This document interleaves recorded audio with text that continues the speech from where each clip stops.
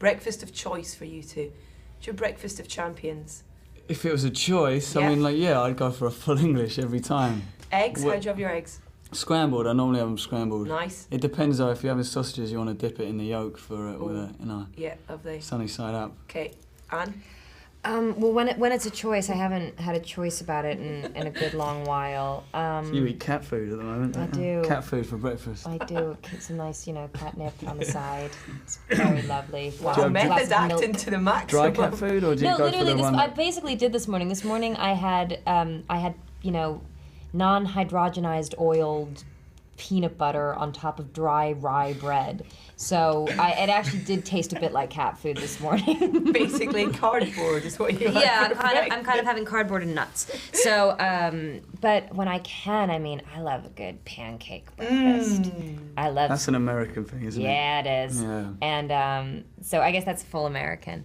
So I have that. But I will say when I'm in London and I'm feeling a bit fancy, Covent Garden Hotel has the most amazing vegan fry-up breakfast. Oh. It's so good, and they have this wonderful apple watercress thing and thing, apple watercress juice. That sounds. I know it sounds like kind of disgusting and healthy. Go wild on some watercress. Knock yourself out. I'm gonna break the diet with watercress. But it's really good. Guilt you must feel after that. Tell anyone about the watercress. Please don't tell Chris Nolan. He'll be so disappointed that I had apple and watercress. How is that? We're so excited. We've seen the amazing shots of you on the bike for Catwoman. Yeah, thank you. It's so exciting as film fans. I imagine it's hard work for you as well. It's amazing. It's really incredible and really fun every day. It doesn't feel. I mean, I love what we do so much. It never really feels like work, but this especially doesn't feel like work. Like. At the end of the day, you want to say just, oh my gosh, like what else can I do because I haven't done enough because I just had fun today. Something about this has to be torturous, and it's been a really fun journey. And I mean, I'm getting to work with unbelievably brilliant people on every level. I mean, the crew, the director, the actors. It's just, it's pretty. I was working with Ben Mendelsohn plays one of the characters in the movie, and we were having a conversation one day, and he's like, so this is about as fine as the air gets. And I was like, yeah, take a big whiff. Can we commend you on your pop rap as well? Thank you very much. Great. Yes, I have a whole second career as a rapper then. I've heard about this. Yeah, I want to talk about music just for the last couple of minutes, if that's okay as well, because I'm doing a late night music show as well on Radio 1, and I know you're both fans of music. You were in a band, Jim, as well. Such a good band. Yeah, I can say that in the radio. It's such a good band.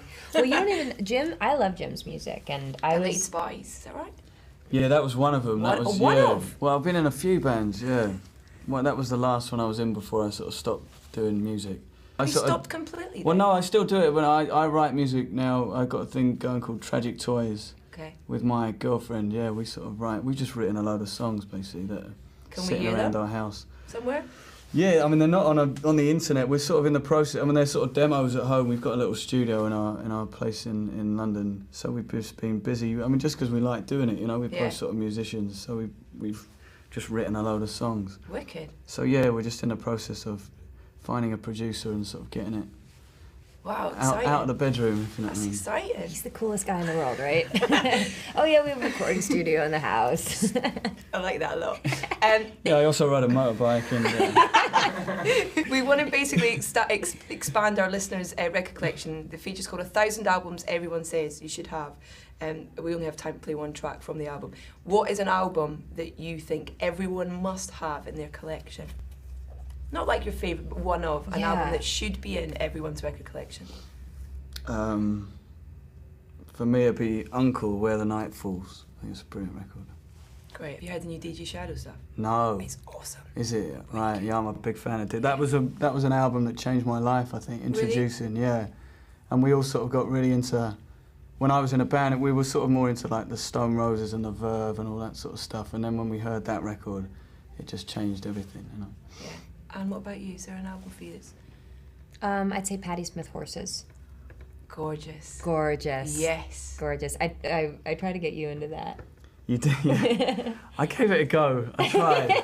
No? Patti Smith, yeah. I mean, I think she's a cool person. I'm more interested in her. You should play her in like the film of her life. I so wish. I'm too old now, but I would.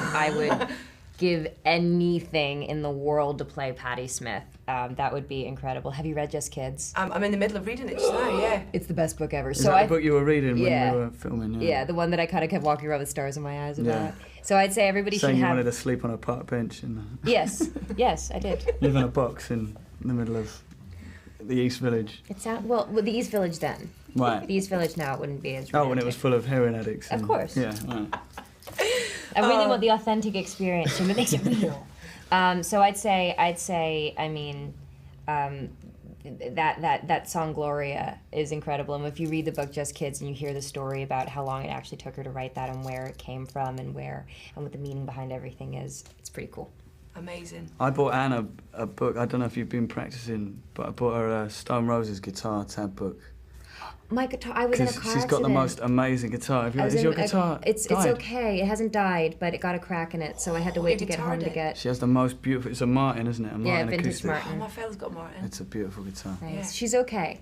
Yeah, she's she's okay. like, I forgot you called it she. I can't wait to see Anne Hathaway playing Stone Roses on her guitar in the near future. We want to see I Am Get a back Resurrection. on Conan. Never mind the pop. Yeah, right. Get on Conan next time. Get your guitar on and give us I Am the Resurrection. I can't think of anything that would probably upset the Stone Roses more than me covering them acoustically, than Anne Hathaway covering the Stone Roses acoustically. I think they'd hate it. Jim, Anne, thank you so much. Thank nice you to chat so to you. much. Cheers. Talk to you.